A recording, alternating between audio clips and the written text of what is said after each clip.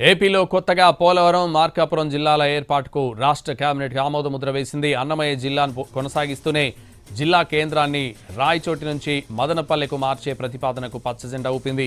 ప్రస్తుతం ఈ జిల్లాలో ఉన్న రాజంపేట నియోజకవర్గాన్ని కడప జిల్లాలోకి, రైల్వే కోడూరును తిరుపతి జిల్లాలో కలపాలని నిర్ణయించింది.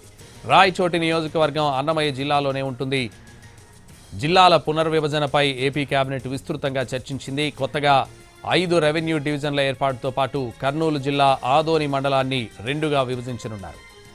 పశ్చిమ గోదావరి జిల్లా పెనుగొండ గ్రామం పేరును వాసవి పెనుగొండగా మార్చనున్నారు. గూడూరు నియోజకవర్గంలోని 3 మండలాల్ని నెల్లూరు జిల్లాలో కలిపారు. నెల్లూరు జిల్లా నుంచి కందుకూరు, బాపట్ల జిల్లా నుంచి అద్దంకి నియోజకవర్గాలు ప్రకాశం జిల్లాలో కలవనున్నాయి. కొత్త జిల్లాలు, రెవెన్యూ డివిజన్లు, మండలాలతో పాటు పలుచోట్ల మార్పులు చేర్పులపై రేపు తుది నోటిఫికేషన్ జారీ కానుంది.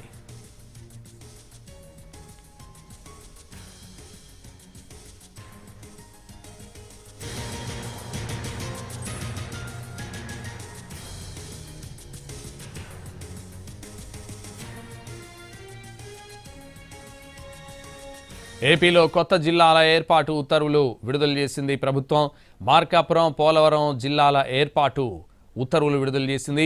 ఇప్పటికే ఈ జిల్లాల ఏర్పాటుకు రాష్ట్ర కేబినెట్ ఆమోదముద్ర వేసింది. ఇదే విషయానికి సంబంధించి మరింత సమాచారం మా ప్రతినిధి ప్రసన్న ఫోన్ లైన్లో అందిస్తారు. ప్రసన్న, అంటే ఏపీలో కొత్త జిల్లాల ఏర్పాటు, రెవెన్యూ డివిజన్లు, 2 మండలాలు, అదేవిధంగా కొన్ని పేరు మార్పులకు సంబంధించి గత కొన్ని రోజులుగా కసరత్తు జరుగుతుంది. ప్రత్యేకంగా కేబినెట్ సబ్ కమిటీ కూడా మంత్రులతో ఏర్పాటైంది. వాళ్ళు కూడా కూలంకుషంగా 3-4 సార్లు భేటీ అయ్యారు. సీఎం చంద్రబాబు కూడా ఇదే అంశం మీద 3 సార్లు భేటీ అయ్యారు. ప్రధానంగా జిల్లాల మార్పులకు సంబంధించి ప్రజల మనోభావాలను గౌరవించడం, అదేవిధంగా వచ్చిన అభ్యంతరాలన్నీ చూసుకుని దాదాపు 927కు పైగా అభ్యంతరాలు వచ్చాయి. ఏంటి, మొదట్లో 3 కొత్త జిల్లాలు చేద్దామని అనుకున్నారు. మార్కాపురం, మదనపల్లి, అదేవిధంగా రంపచోడవరం కేంద్రంగా పోలవరం కొత్త జిల్లాల ఏర్పాటుకు సంబంధించి. అయితే తర్వాత మదనపల్లి జిల్లాలకు సంబంధించి జిల్లా కేంద్రంగా కొన్ని అభ్యంతరాలు రావటం, అన్నమయ్య జిల్లా కేంద్రం రాయచోటిని మార్చడం, ఈ అంశాలన్నిటి మీద కూడా అభ్యంతరాలు వ్యక్తమవడంతో ప్రభుత్వం కేవలం 2 జిల్లాలకే పరిమితమైంది. మార్కాపురం, పోలవరం, రంపచోడవరం కేంద్రంగా పోలవరం, ఈ 2 జిల్లాలకు సంబంధించి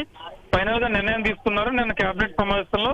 దానికి సంబంధించిన ఉత్తర్వులు కొద్దిసేపటి క్రితం వచ్చాయంటే రాష్ట్రంలో ప్రస్తుతం 26 జిల్లాలు ఉన్నాయి.